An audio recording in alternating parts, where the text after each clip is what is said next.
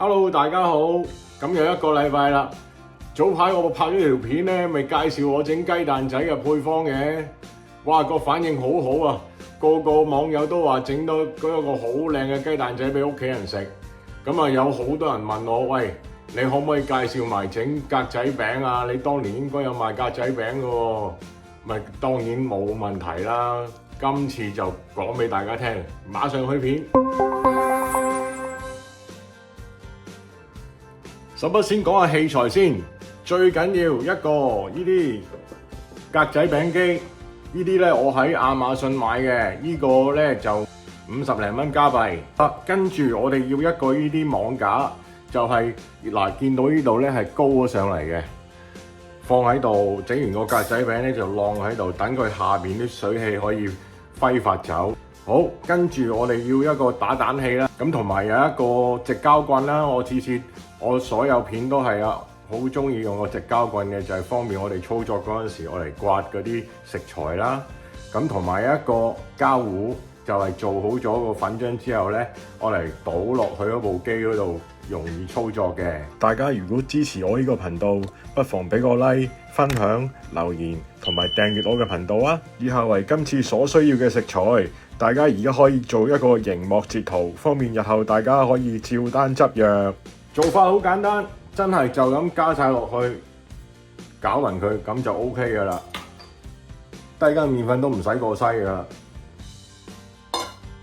我哋加晒啲乾嘅食材先，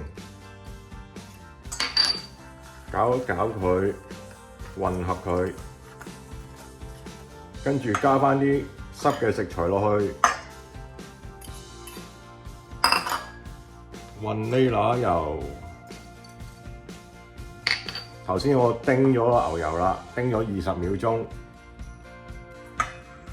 咁我方便，我頭先講過啦，可以用個膠刮刮埋嗰啲剩喺度嗰啲，同埋水160 gram。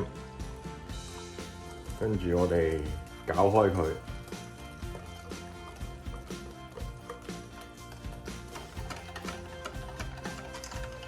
好啦，而家順滑冇火粒啦。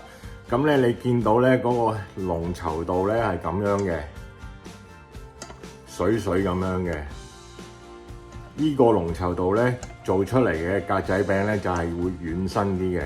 一陣間我會打多一底俾你睇咧，就係做硬身格仔餅、脆身格仔餅嗰個濃稠度咧，佢係會比煉奶傑呢隻咧係比煉奶稀，係啦。咁我哋打完呢個粉漿咧，可以過嚟呢個量杯嗰度啦。一陣間我哋做嗰陣可以倒落個機嗰度，方便我哋嘅操作。好啦，我哋過咗落嚟呢個量杯之後咧，我哋喺度等佢靜止10分鐘，等佢裏邊多餘嘅空氣咧，嗰啲 bubble 咧可以慢慢咁樣走翻出嚟，做出嚟嗰陣咧就唔會越球表面。咁與此同時咧，我哋去開個格仔餅機啦。咁咧，我哋校到最高火，等佢預熱，燒到個鐵餅最均勻嘅溫度。一陣間我哋落個漿做出嚟咧，就盡量做到最靚顏色、最完美嗰個效果出嚟，好冇？好啦，10分鐘咁就過咗啦。咁我而家開始可以落漿啦噃。我哋加到啱啱遮晒黑色嗰啲位置。好啦，我哋可以冚埋佢。計時5分鐘，好啦，5分鐘過去啦，我哋可以開爐啦。好，我哋第一底出爐啦。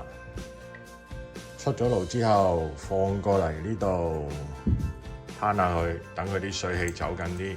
你會見到呢個做出嚟個顏色都唔錯，個顏色就係因為咧，我之前咧同大家講過，個爐咧要預熱耐少少。等佢個鐵板咧嗰啲溫度咧平均啲，咁咧做出嚟個顏色就會自然靚噶啦。咁你會話見到呢啲邊位喎？呢啲邊位其實好易處理嘅啫，就咁搣咗佢，睇下好似拼圖咁樣一搣就甩噶啦。